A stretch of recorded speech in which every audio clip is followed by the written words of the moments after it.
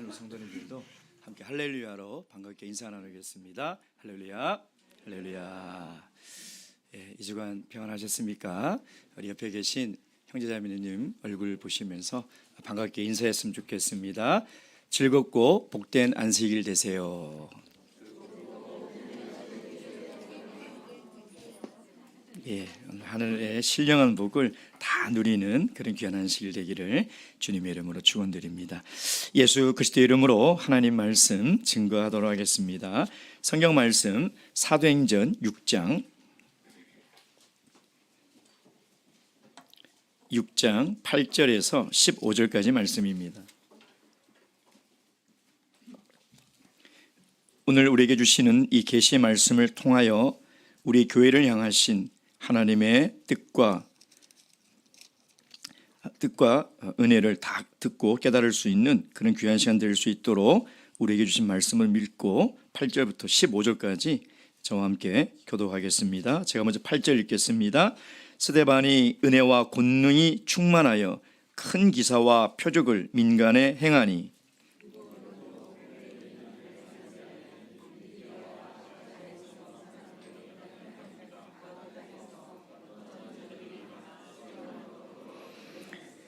스데반이 지혜와 성령으로 말함을 저희가 능히 당치 못하여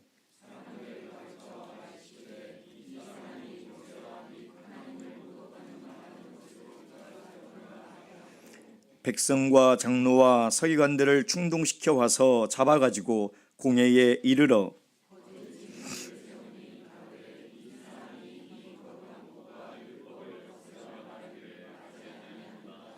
그의 말에 이 나사렛 예수가 이곳을 헐고 또 모세가 우리에게 전하여 준 규례를 고치겠다 함을 우리가 들었노라 하거늘 공회 중에 앉은 사람이 다 스데반을 주목하여 보니 그 얼굴이 천사의 얼굴과 같더라. 아멘. 2주 전에 우유한 올로 목자님의 사모님의 장례식을 참석했었습니다. 새벽 발인 예배가 끝나고 벽제 화장터로 가는 그 길에서 우리 초기 올로 목자님들과 사모님들의 생활을 다시 한번 생각해 보았습니다. 우유한 목자님은 한국교회 최초의 순교자이신 박필선 목자님의 전도를 받아 저희 교회에 들어오게 되었고요.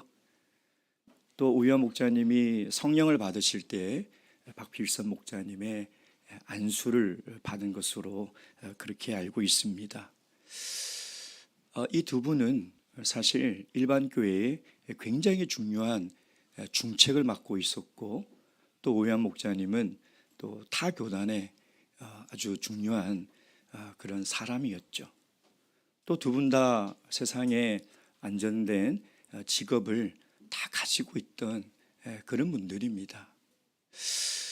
근데 그것을 다 내려놓고 이 참예수 교회의 목회자의 길로 나왔다는 것은 참 지금은 우리가 감히 상상할 수도 없는 큰 포기요 결심이었을 것입니다.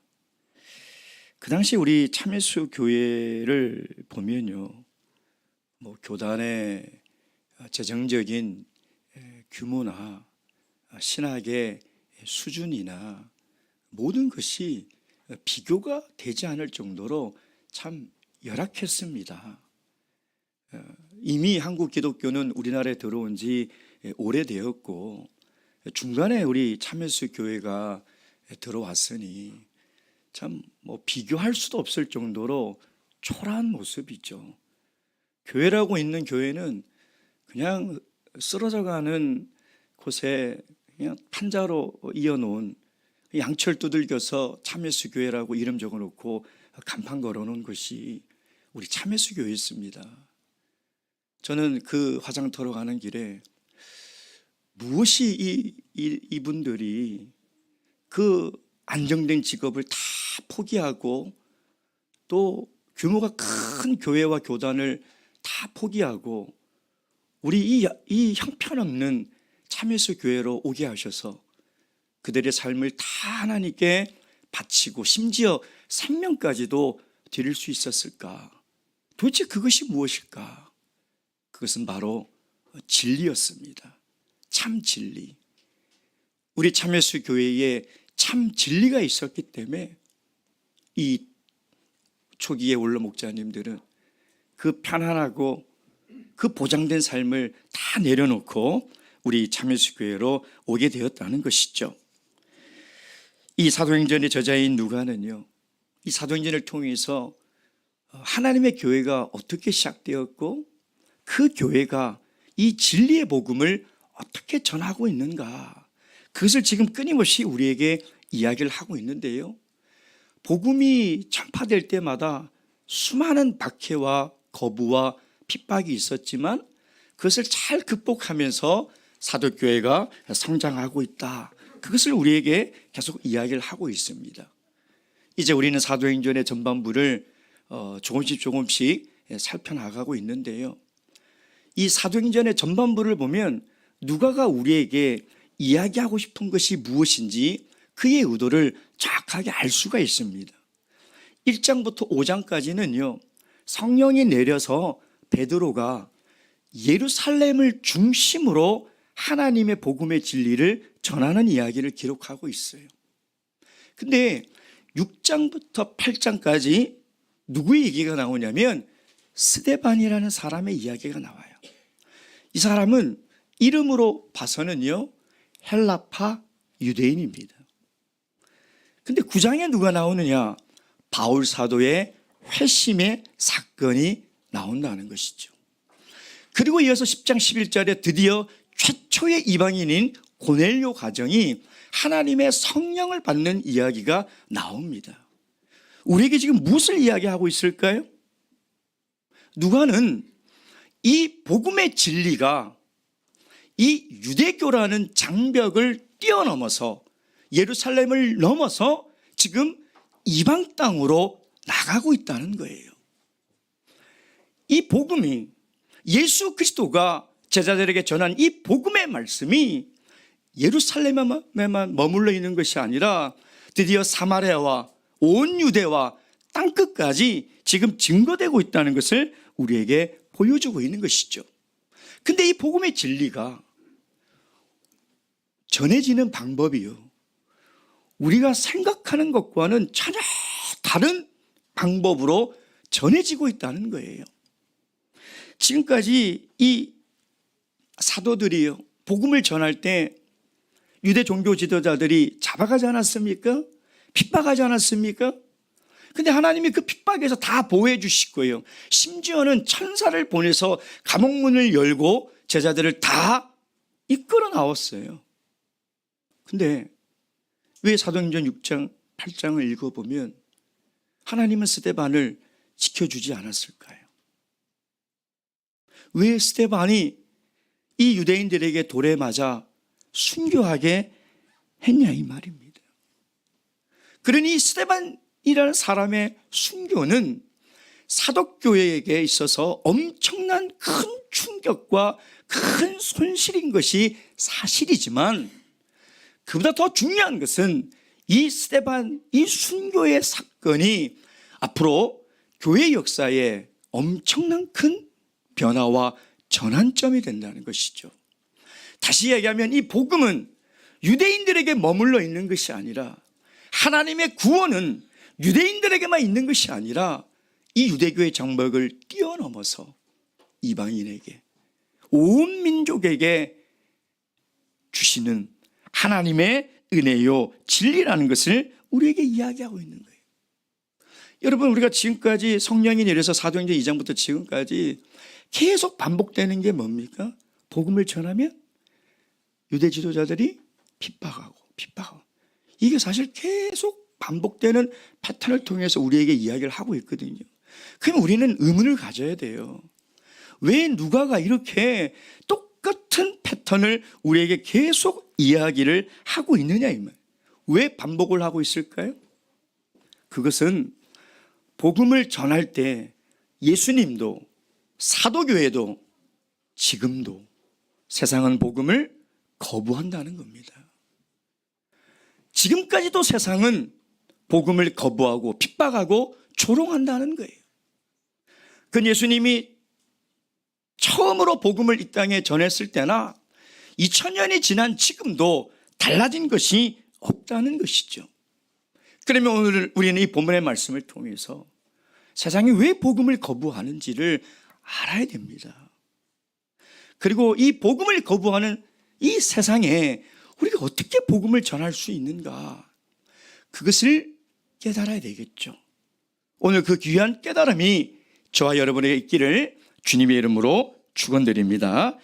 자, 첫째, 우리가 이 스데반이라는 사람이 누군지를 좀 알아야 됩니다. 8절 말씀 보겠습니다. 8절 말씀, 8절 다 함께 읽겠습니다. 시작. 스데반이 은혜와 권능이 충만하여 큰 기사와 표적을 민간에 행하니.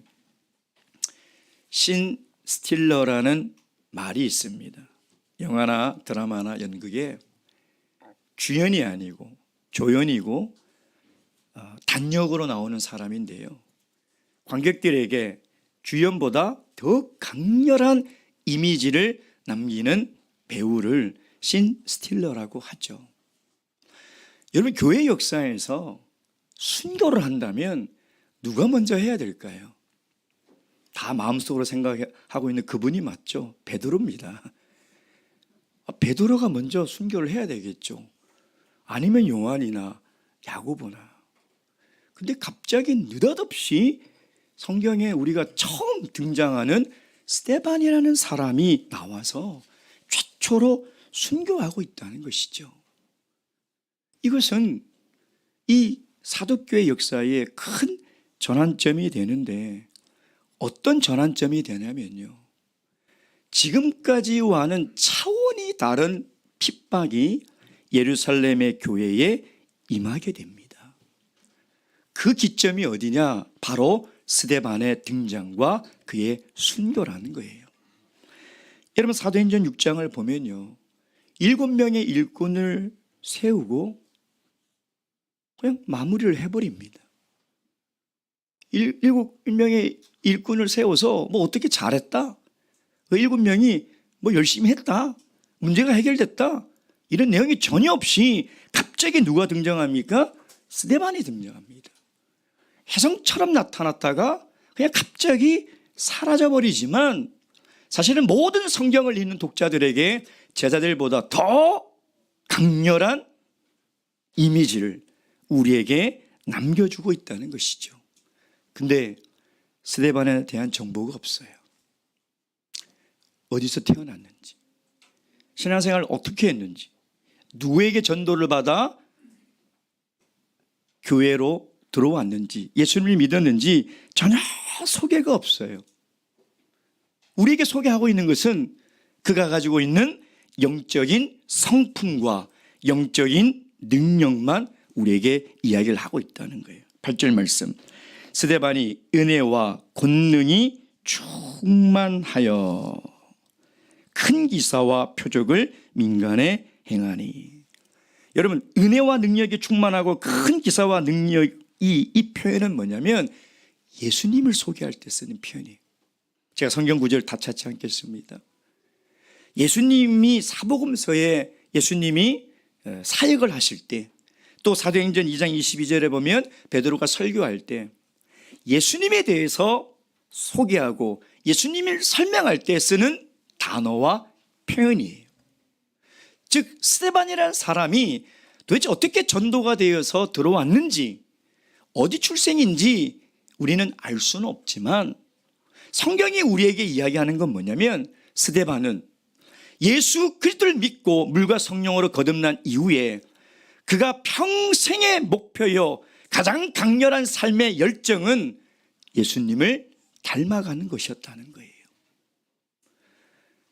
그의 가장 강렬한 소원과 삶의 목표는 예수님을 닮아가는 것이었다는 것입니다. 그 증거가 15절이에요. 15절. 공회 중에 앉은 사람들이 다 스데반을 주목하여 보니 그 얼굴이 천사의 얼굴 같더라. 그는 예수를 믿고 죽기 전에 그가 이뤘던 것이 뭐냐? 바로 예수를 닮아가는 삶을 살았다는 것이죠. 여러분, 이것이 저와 여러분의 가장 강렬한 소원이요, 삶의 목적이 되어야 됩니다. 왜 그럴까요? 복음을 거부하는 세상에 복음을 증거할 방법이기 때문이에요.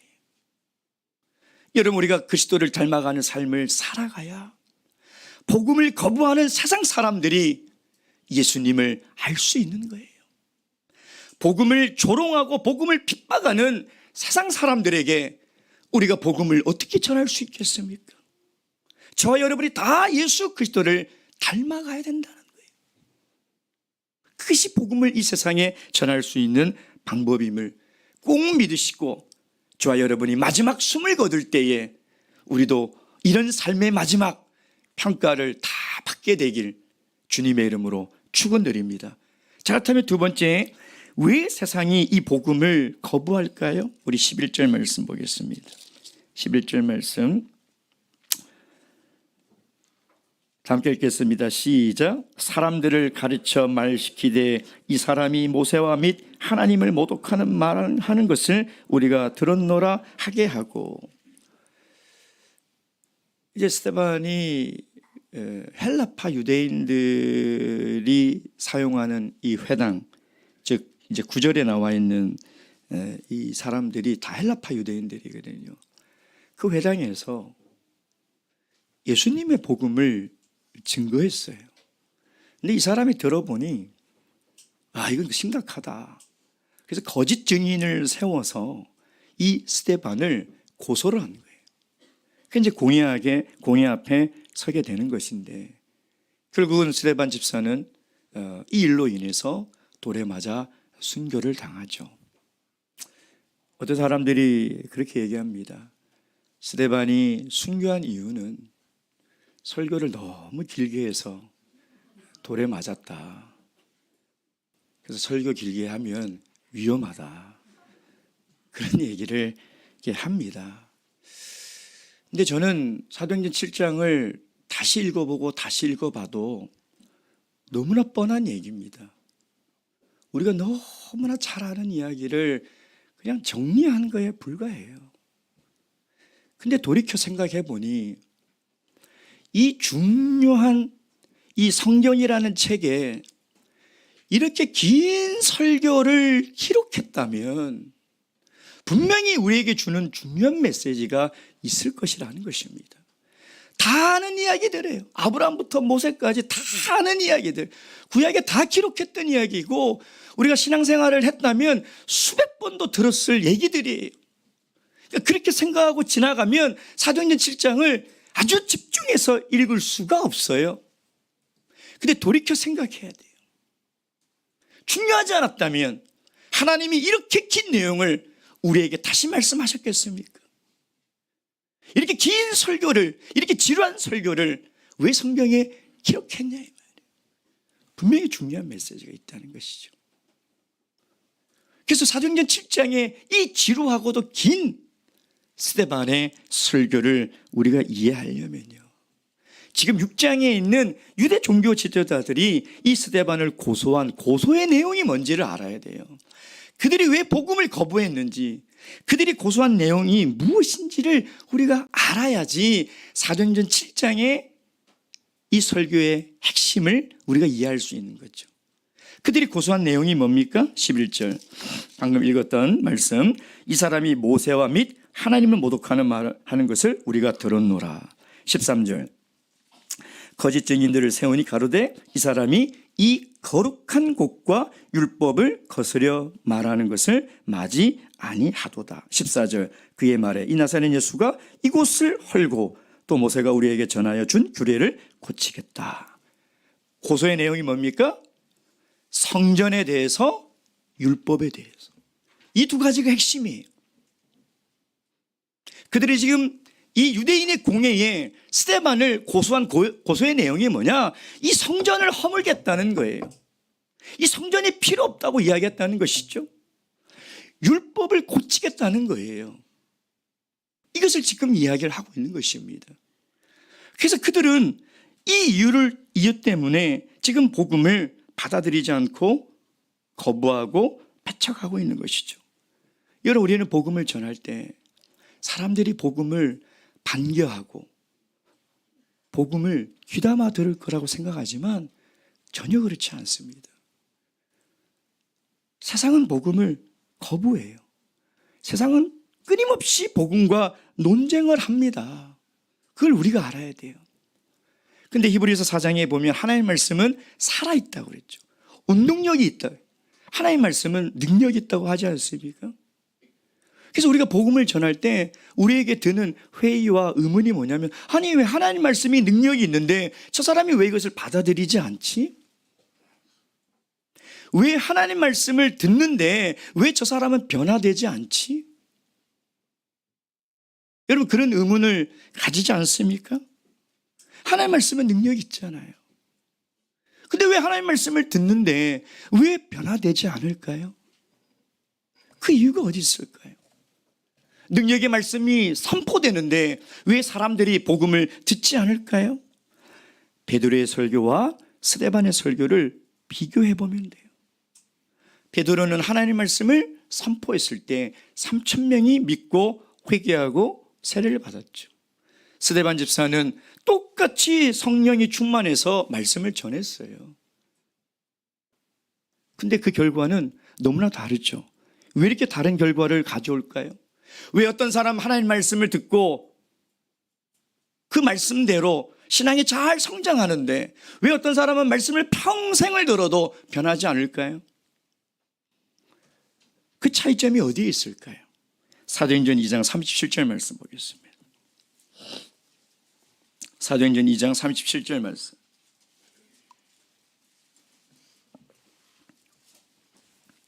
(37절) 다 함께 읽겠습니다. 시작. 저희가 이 말을 듣고 마음에 찔려 베드로와 다른 사도들에게 물어 가로되 형제들아 우리가 어찌할꼬 하거늘. 그 차이점을 찾으셨나요? 그 차이점이 어디에 있죠? 마음에 찔려. 마음에 찔려. 이 찔려라는 단어는요, 때려서 실신시키다라는 뜻이에요. 하나님 말씀을 들을 때 내가 너무 아파서 기절할 것 같고 죽을 것 같은 고통이에요. 자존심을 다 내려놓고 지금까지 내가 믿었던 모든 것을 다 내려놓고 그 찔림이 있을 때 복음을 받아들일 수 있는 거예요. 하나님 말씀을 듣고 변화될 수 있다는 것이죠. 여러분, 가장 문제 있는 사람이 어떤 사람일까요? 문제가 많은 사람일까요? 아니에요. 문제가 없다고 생각하는 사람이에요. 여러분, 그리스도인이 되기 가장 어려운 사람이 누구일까요? 내가 그리스도인이라고 생각하는 사람이에요. 의인이 되기 어려운 사람이 누구일까요? 내가 의인이라고 생각하는 사람이에요. 그들은 스스로 생각하기에 우리는 매주 성전의 안식일마다 나와 하나님께 예배드린다. 우리는 매일 하나님의 율법의 말씀을 읽는다라고 생각하고 있어요. 근데 성전을 부인하고 율법을 폐한다고? 그러니 이 두 가지 가장 중요한 핵심적인 내용을 가지고 고소를 하는 것이죠.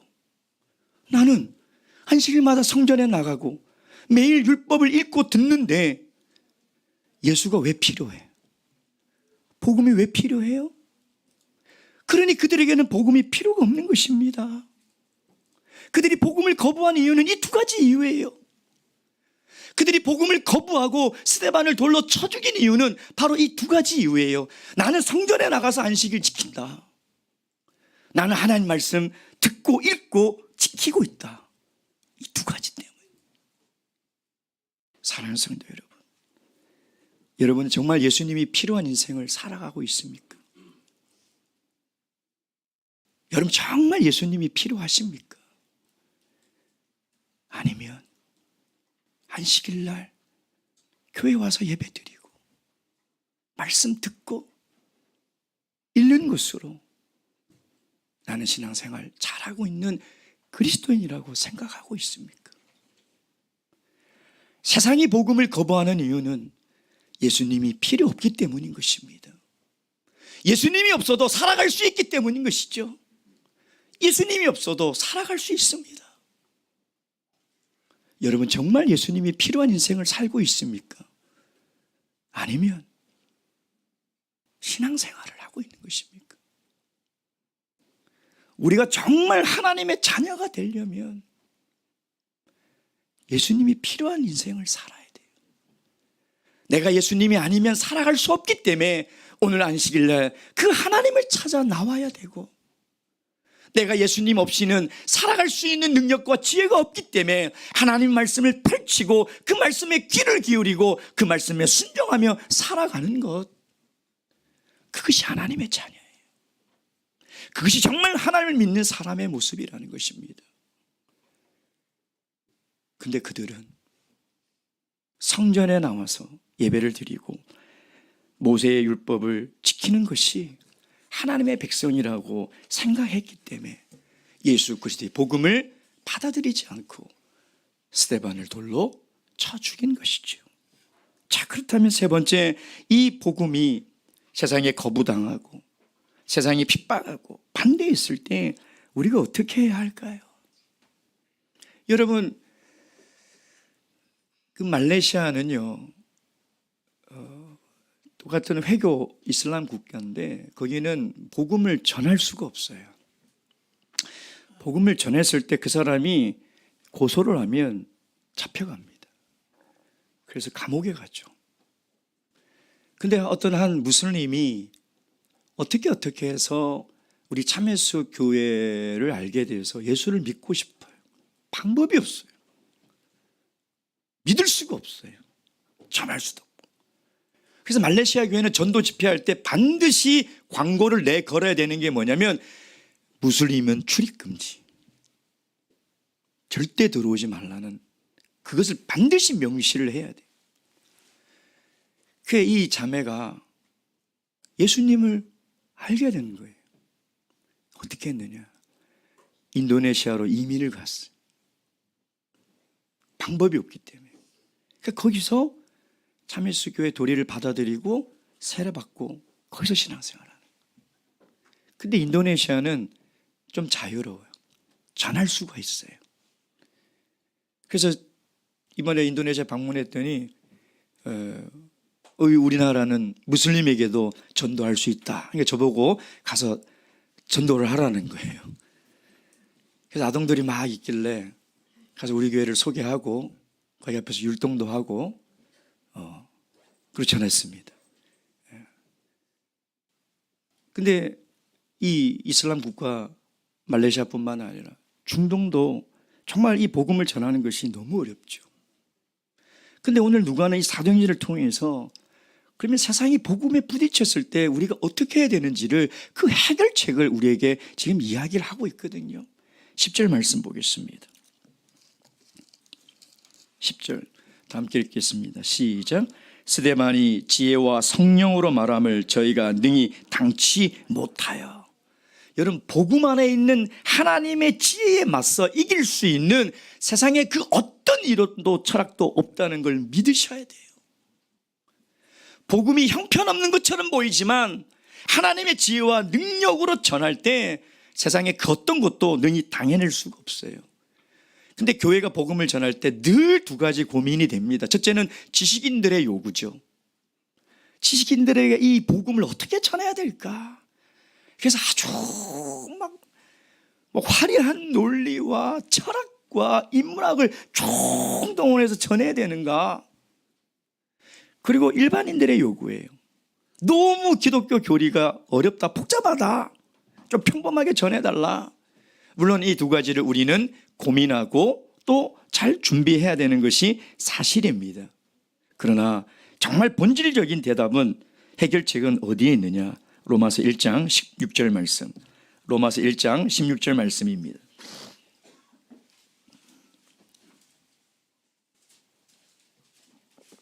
로마서 1장 16절 말씀 다 함께 읽겠습니다. 시작.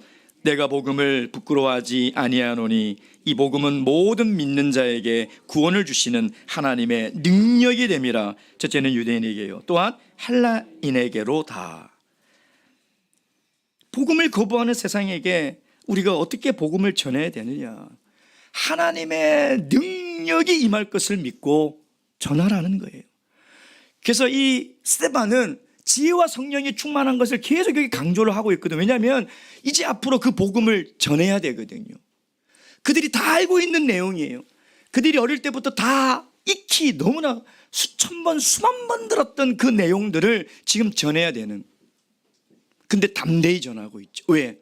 이것이 하나님의 능력과 성령의 능력으로 전하는 것이기 때문인 것입니다. 여러분, 청중들이 무엇을 좋아하는가? 이것도 우리가 알아야 되고 필요하지만 더 중요한 건 뭐예요? 청중들에게 필요한 것이 뭔지를 알아야 돼요. 정말 세상이 무엇이 필요한지 그들은 복음이 필요한 거예요. 그들은 정말 복음이 필요한 거예요. 그들은 복음을 몰라서 거부하고 있지만 실상은 그들에게 가장 필요한 것은 하나님의 복음의 말씀이라는 것입니다. 베드로전서 1장 12절 말씀 보겠습니다. 베드로전서 1장 12절.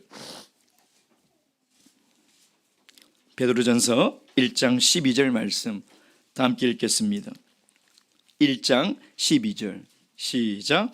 이 섬긴 바가 자기를 위한 것이 아니요 너희를 위한 것임이 계시로 알게 되었으니 이것은 하늘로부터 보내신 성령을 힘입어 복음을 전하는 자들로 이제 너희에게 구한 것이요 천사들도 살펴보기를 원하는 것이니라. 무엇을 힘입어요? 성령을 힘입어. 8절 보세요. 사도행전 다시 6장 8절. 스데반이 은혜와 권능이 충만하여. 10절. 스데반이 지혜와 성령을 말함으로. 여러분, 복음이 증거되는 것은 성령의 권능과 성령의 충만함. 복음이 증거되는 방법은 진리의 성령의 일이라는 거예요. 복음은 인간의 지혜나 인간의 노력이나 인간의 논리나 인간의 설득으로 이루어지는 것이 아니라 성령의 능력과 성령의 가르침으로 이루어진다는 거예요. 성령의 능력이 함께할 때 그 복음에 제사장도 복종하고 이 복음은 날로 흥황해 가고 있다. 그것을 우리에게 이야기를 하고 있는 것이죠. 여러분, 사도교회가 현상 유지하는 것만 해도 기적이에요. 근데 이 120명이 작은 우리가 어떻게 가지고 있는 이 복음이 이제 유대교의 장벽을 뛰어넘어 지금 세상을 향하고 있냐 이 말이에요. 헬라인들에게, 저 로마인들에게까지 이 부끄러운 복음이 어떻게 전파되고 있냐 이 말이에요. 그건 성령의 능력이며 하나님의 역사라는 것입니다. 복음은 하나님의 진리이며 성령을 보내어 역사하게 하시는 하나님의 메시지예요. 그래서 오직 성령만이 사람에게 깨달음을 주고요, 오직 성령의 능력만이 사람을 변화시키는, 이 변화는 성품이나 인격의 변화를 이야기하는 것이 아니에요. 본질적인 변화를 얘기하는 거예요. 본질적인 변화. 물이 포도주로 변화됐듯이, 마귀의 자녀에서 하나님의 자녀로 변화됐듯이, 영벌에서 영생으로 변화됐듯이 성령의 능력만이 우리를 본질적으로 변화시킬 수 있다는 것이죠. 그래서 사도행전 1장 8절에 오직 성령이 너희에게 임하시면 너희가 그 권능으로 이 복음을 예루살렘과 사마리아와 온 유대를 뛰어넘어서 땅끝까지 전할 수 있다라는 것이에요. 여러분, 복음은 이 세상이 거부하지만 우리는 성령의 능력에 힘입어 이 복음을 증거해야 된다는 거예요. 사랑하는 성도 여러분, 우리가 복음을 전할 때 복음을 거부하고 반대하고 조롱하고 대적합니다. 그렇다고 세상을 우리가 미워할 수 있겠습니까? 세상을 긍휼히 여기고, 그래서 우리가 성령 충만함을 구해야 돼요. 여러분, 성령 충만함을 구하고 그 복음을 전해보세요. 성령의 충만함으로 성령의 능력을 힘입어 믿어 그 복음을 전해보세요. 내 노력과 내 지혜와 내 설득이 아니라 하나님의 역사하심을 경험해 보시기 바랍니다. 반드시 하나님께서 역사하신다는 것이죠. 예수님께서도 복음을 전하다가 그들의 손에 잡혀 십자가에 못 박혀 돌아가실 때 뭐라고 얘기했습니까? 하나님, 지금 저희들이 하고 있는 것을 모르니 저들의 죄를 용서하여 주시옵소서. 우리가 가져야 될 마음이, 세상을 향해 가져야 될 우리의 마음이 바로 예수 그리스도의 마음이라는 것입니다. 이 마음이 있을 때 우리는 복음을 거부하는 세상을 향해서 끝까지 하나님의 사랑을 전할 수 있다는 것이죠. 바라옵기는 저와 여러분이 성령의 충만함과 성령의 능력으로 이 복음을 거부하고 이 복음을 대적하는 세상 사람들에게 꼭 증거하며 전하는 그런 귀한 저와 여러분이 되시길 주님의 이름으로 축원드립니다. 묵도하시겠습니다.